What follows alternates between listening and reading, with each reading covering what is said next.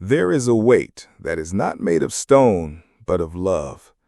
It is the invisible cloak of duty, the one you wear as the good daughter, the loving mother, the reliable friend. You wear it with a quiet pride, but lately that cloak has started to feel like a cage. The threads of responsibility, once a source of strength, now feel like they are binding you. The love that fuels you is also the fire that is consuming you. And you are tired. A kind of tired that feels heavy with guilt, because how can you be exhausted by the very people and roles you cherish most? The great psychologist Carl Jung understood this sacred paradox. He taught that this is what happens when our devotion to others forces us to exile our own essential needs into the shadow. Our need for solitude, our need for unstructured play, our right to simply be still. When these parts are banished, we don't just lose ourselves, we lose our source of energy. The profound exhaustion you feel is not a failure of love. It is a form of spiritual starvation. This is the beginning of a crucial form of shadow work. It is not about escaping your duties, but about finding freedom within them. Today, we will gently examine the beautiful cage of your own loving heart. We will explore why your most noble roles can become the source of your deepest depletion. You will meet a caregiver who was drowning under the weight of her own compassion, and how her shadow showed her the way back to herself. And you will be given a simple, powerful ritual to begin reclaiming your own life force, not by giving less, but by learning to finally nourish yourself. This is your invitation to care for the caregiver. The roles we play are a type of costume: mother, daughter, partner, caregiver, employee. We put them on each morning, and for the most part, they fit us well. They give us a sense of purpose, of belonging, of identity. But there is a danger in any costume worn for too long. The danger is that we forget we are wearing it. The costume merges with our skin, and we forget the person who lives underneath. This is the psychological trap of duty. It is not that our duties are bad. They are often born from the deepest love and the noblest intentions. The trap is that they can become totalizing.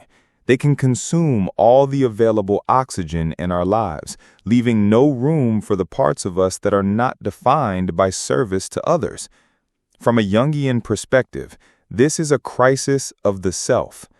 Your conscious identity, your ego, becomes completely identified with the role of the responsible one. This is your persona. It is a good and necessary role. But to maintain this persona, you must push everything that contradicts it into your shadow. And what does the shadow of the dutiful person hold? It holds your wildness, your spontaneity, your desire to be unproductive, your need for deep, uninterrupted rest. It holds the part of you that wants to run barefoot in the rain, to read a novel for 6 hours straight, to do something for the sheer, unapologetic joy of it. This part is not selfish. It is essential. It is the wellspring of your life force, your creativity, and your vitality. When you deny this part of yourself, when you exile your own joy to the shadow in the name of duty, you begin to run on a deficit. You are powering your life not from a renewable source of inner energy, but from a finite tank of willpower. And that tank inevitably begins to run dry. The exhaustion you feel is the sound of the engine sputtering. Let's talk about Linda. Linda is 45 years old, and for the past 5 years, she has been the primary caregiver for her ailing mother. This is a role she chose out of deep love and devotion. Her persona is one of unwavering strength, patience, and competence. To her family, she is a saint, an angel. Her days are a blur of appointments, medications, cooking, cleaning, and emotional support. She wakes up thinking of her mother's needs, and she goes to sleep worrying about them. A friend calls to invite her for a weekend getaway. The old Linda, the one before this duty, would have been thrilled. But now the logistics feel impossible. The guilt of leaving feels unbearable. She politely declines, a familiar ache in her chest. The part of her that craves adventure and connection is pushed deeper into the shadow. Her sister offers to take over for an afternoon so Linda can have a break. But instead of going for a walk in the park or seeing a movie, Linda uses that time to do the grocery shopping, pay the bills, and tidy the house. She has forgotten how to simply be. The concept of unproductive rest feels foreign and indulgent. Her capacity for play has been exiled. One day, while helping her mother, Linda drops a glass of water. It shatters on the floor, and she finds herself weeping. Not just crying, but sobbing with a grief so profound it scares her. It is not about the glass of water.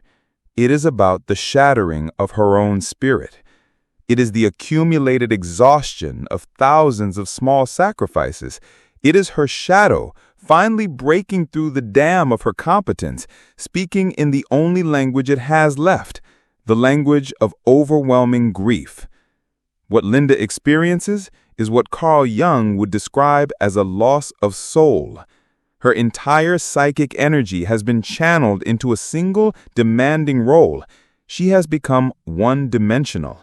The other vital parts of her, the artist, the friend, the adventurer, the woman who loves to dance, have not just been ignored, they have been starved. Her profound fatigue is not just physical, it is a soul sickness. It is the cry of the abandoned parts of herself begging to be remembered, to be nourished, to be brought back to life.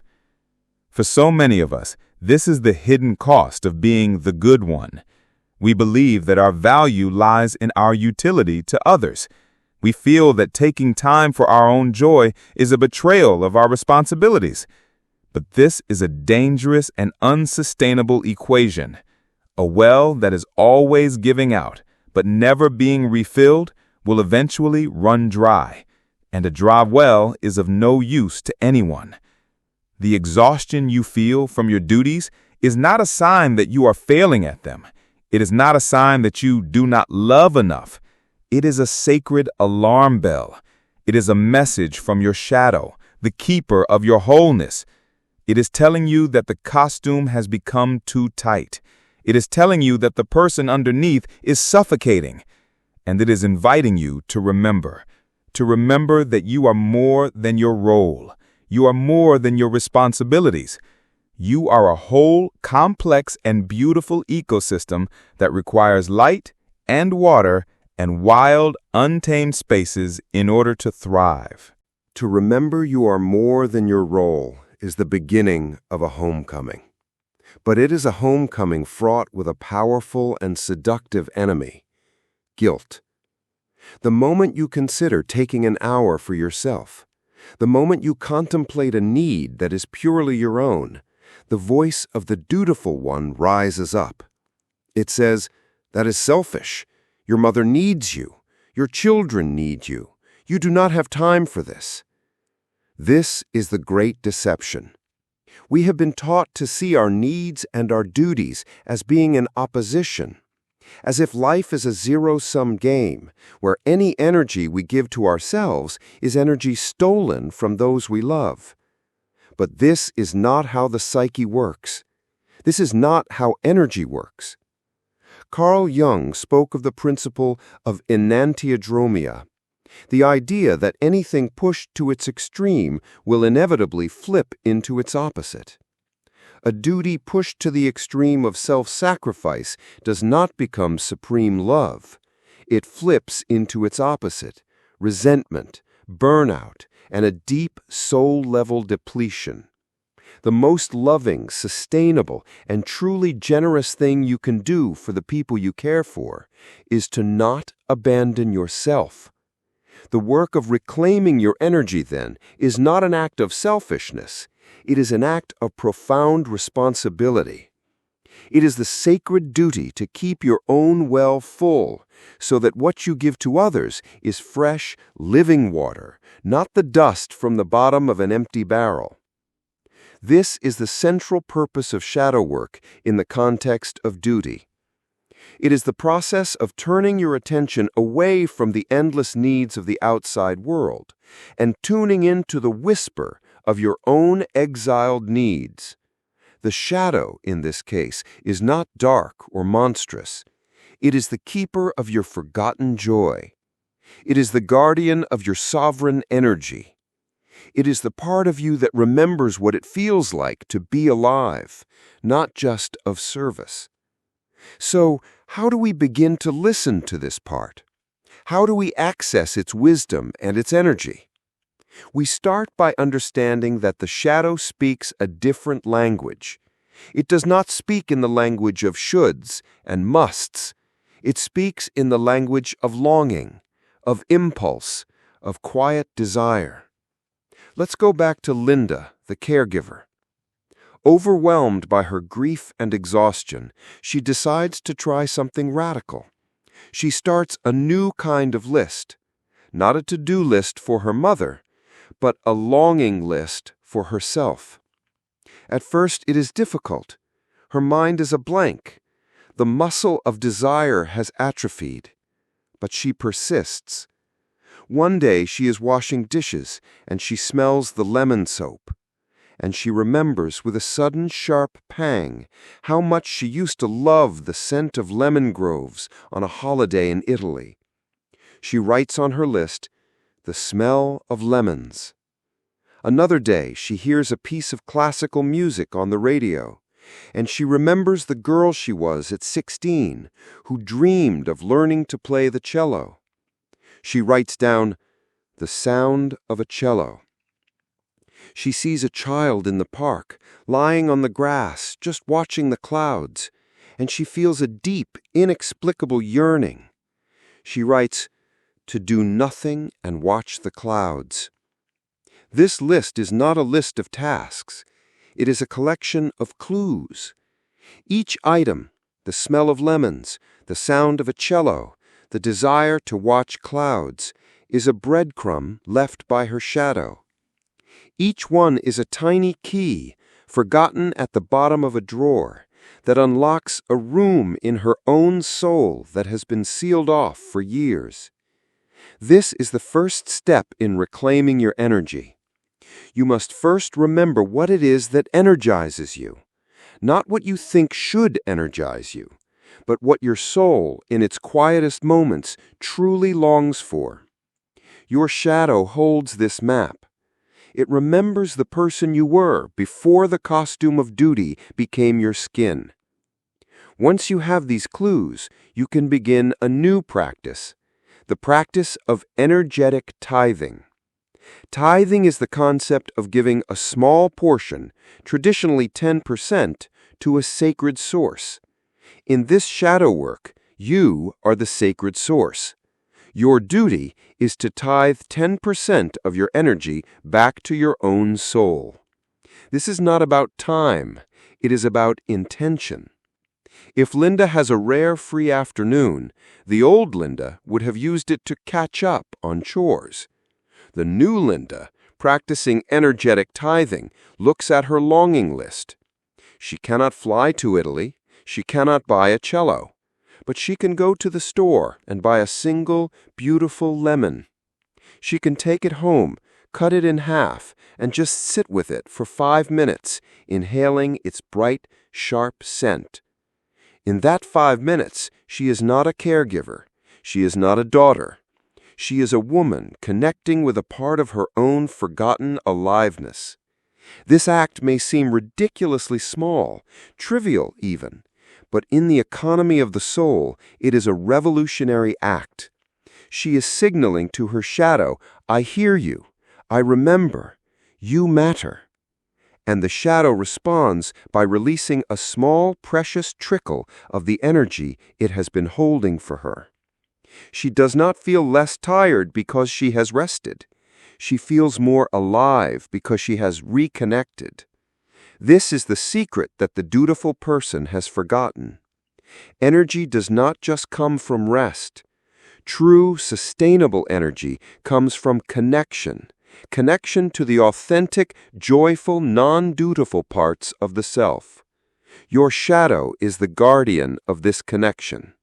To free your shadow is to free your own personal, renewable power source. To remember your own forgotten joy is to find a map home. But a map is only useful if you dare to take the first step. The practice of reclaiming your energy is not a one-time event. It is a daily, devotional practice.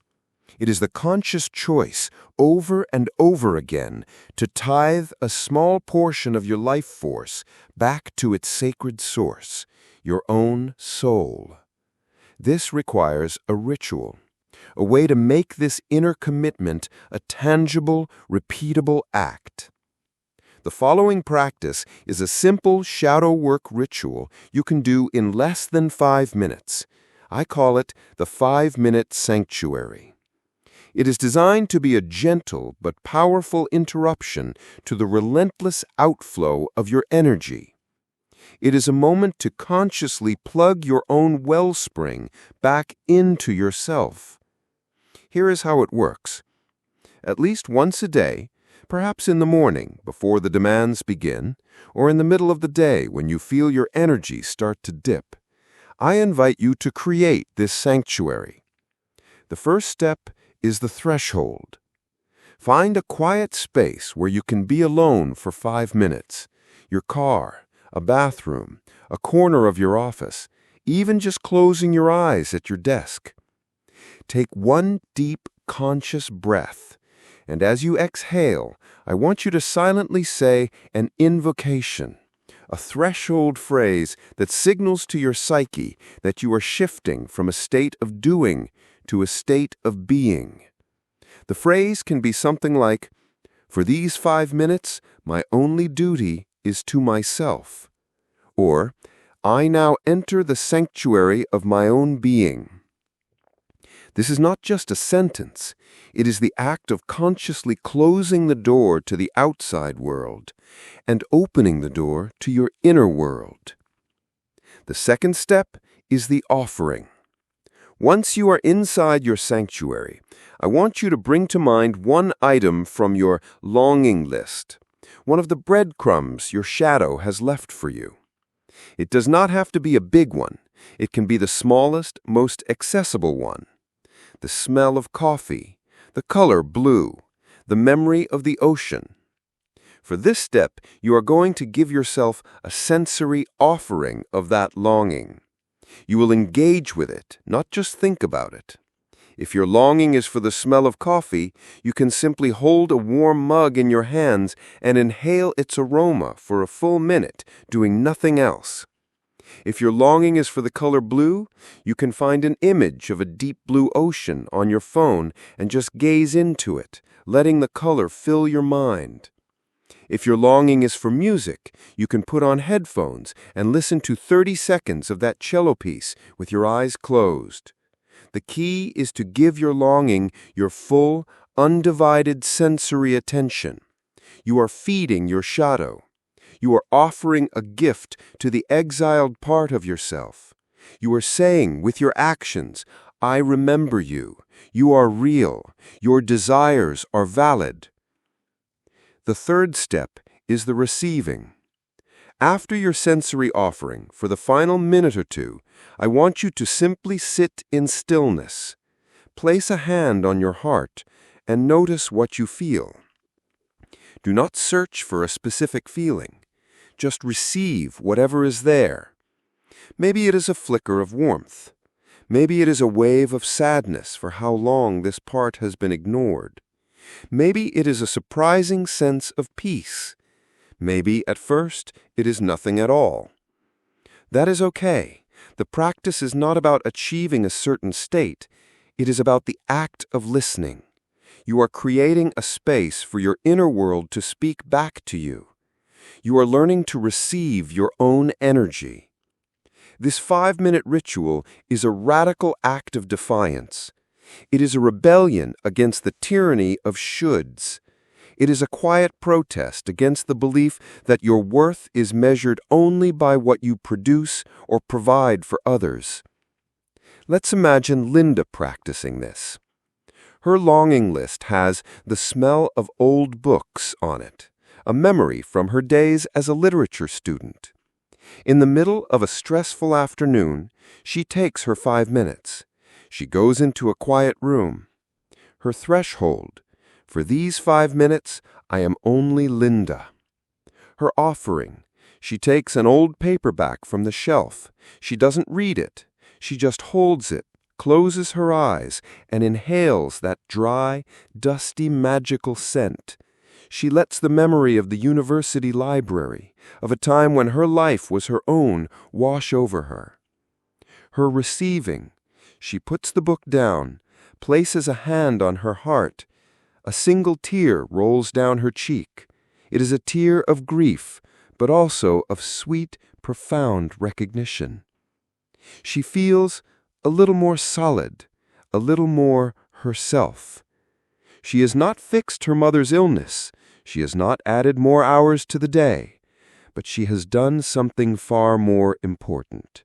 She has refilled her own well, one single, precious drop at a time. The energy she receives from this small act is not the same energy as from a nap. It is a different quality of energy. It is the energy of soul remembrance. It is the energy of wholeness. When you practice this, you begin to change the fundamental energetic equation of your life. You are no longer a system in a state of perpetual outflow. You are becoming a self-sustaining ecosystem. You are learning to create your own inner nourishment. This is the freedom that your shadow offers you. Not freedom from your duties, but freedom within your duties. It is the freedom to remember that even when you are wearing the costume of the caregiver, the person underneath still exists, and she is worthy of care too. She is worthy of her own 5-minute sanctuary. Today we have looked at one of the most sacred and painful paradoxes of a loving heart, the truth that our greatest virtues, our loyalty, our compassion, our sense of duty, can also become the cages that drain our own life force. We have learned, through the wisdom of Carl Jung, that the profound exhaustion of the caregiver is not a failure of love, but a crisis of the soul. It is the result of exiling our own essential needs for joy, play, and solitude into the shadow. We have become costumes, forgetting the person who lives underneath. But we did not stop in that place of depletion. We discovered a new path forward, a path of shadow work that is not about abandoning our duties, but about learning to nourish ourselves within them. We learned that our shadow is not a selfish monster, but the guardian of our forgotten joy, holding the map to our own renewable energy source. And now, you have a sacred practice to begin this work, the 5-minute sanctuary, a simple, repeatable ritual to create a threshold. Make an offering to your exiled needs and practice receiving your own energy. This small act is not trivial. It is a revolutionary act of self-love. It is the declaration that you too are worthy of care. By practicing this, you begin to refill your own well. The love and support you give to others will no longer come from a place of depletion and resentment, but from a place of genuine, sustainable fullness. You do not have to choose between caring for others and caring for yourself. You are learning to do both. You are learning to become a self-sustaining ecosystem of love. But as you continue on this journey of reclaiming your energy, as you start to honor the quiet whispers of your own soul, you may begin to feel a new kind of tension, a tension between the person you are becoming on the inside and the roles you are still expected to play on the outside. You may find yourself holding back your true opinions, silencing your own insights, swallowing your authentic words to keep the peace or to not rock the boat. This act of hiding your truth is another profound energy leak. It creates a painful split between your inner world and your outer expression. What happens when your soul is full, but your voice is still silent? How do you learn to speak your truth with courage and compassion without creating conflict? How do you align what you say with who you are truly becoming? That is the deep, courageous work we will explore in our very next conversation as we learn how to unlock the wisdom of the shadow to find and free our authentic voice. For this week, your invitation is to simply create your sanctuary. Commit to the practice of the 5-minute sanctuary just once a day. Choose the threshold, the offering, and the act of receiving. To make this a conscious commitment, I invite you to share in the comments below. What is one small longing your shadow is whispering to you? You can share just one word. Music, nature, silence, color. By naming it, you honor it. You signal to your soul that you are ready to listen. You are ready to remember the person who lives underneath the costume. Your homecoming has begun.